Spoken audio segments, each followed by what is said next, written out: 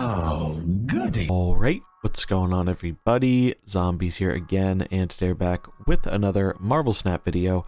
So in this one we are taking a look at Darkhawk and whether or not he is worth spending your tokens on.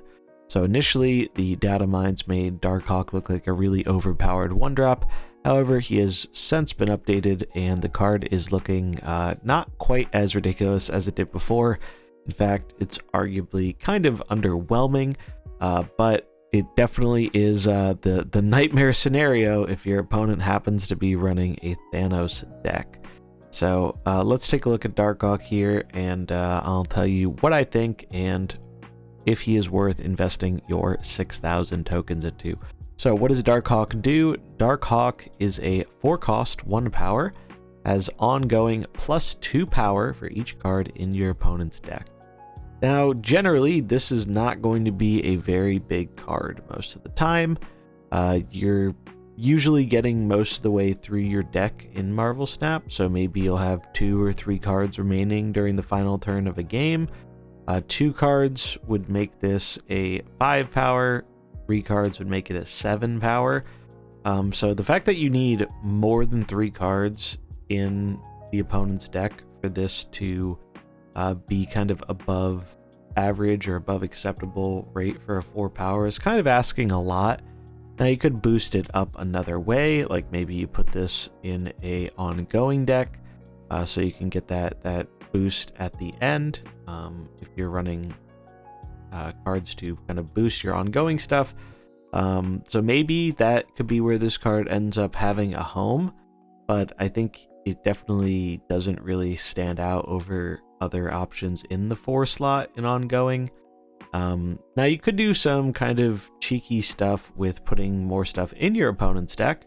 There are cards like Korg and I think Rock Slide that can add rocks to your opponent's deck. So you could add 1 rock with Korg, do more rocks with Rock Slide, and then maybe your Darkhawk gets a little bigger. But that seems like you're putting a lot of pretty suboptimal cards, at least in terms of Rock Slide, in your deck, just to get a payoff on a card you might not even be playing every game. Now, sometimes the rocks will also mess up your opponent, so there is a little added benefit to that. But I'm still not really sure that is enough to really warrant the payoff of this card. I think if this card is 3 cost, it would probably be actually pretty decent.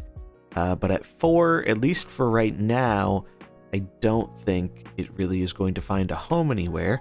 Now that could change as the next season pass card, Zabu, is going to reduce your 4-cost cards by 2.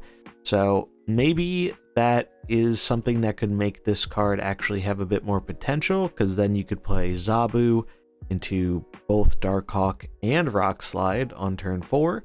Which is way more powerful than what we're able to do with the card right now. So maybe in the future, this card gets a bit of a boost from the fact that a powerful card is coming to make 4-drops better. But until then, for the time being, I don't think there is really any home for this card outside of maybe if you want to jam it into an ongoing deck like Destroyer, to buff it with Spectrum, it could be okay.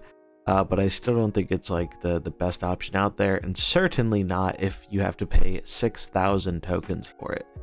So this is probably a pass for me. Maybe that changes with Zabu, but we'll have time to wait and see. And by the time Zabu comes out, there will probably be more Pool 5 cards entering the game, which you might want to save your tokens for those. So I think it pays to wait and see here. We're also still waiting to find out how long it takes cards to rotate down, as that's going to play a very important part of recommending buying cards in Series 5 or waiting for them to fall down into Series 4 or Series 3. But that's what I think about Darkhawk. I'd love to hear what you think about this card. Let me know in the comments below. But that is going to wrap it up for this video. If you enjoyed it, remember to like and subscribe, and I'll catch you in the next one.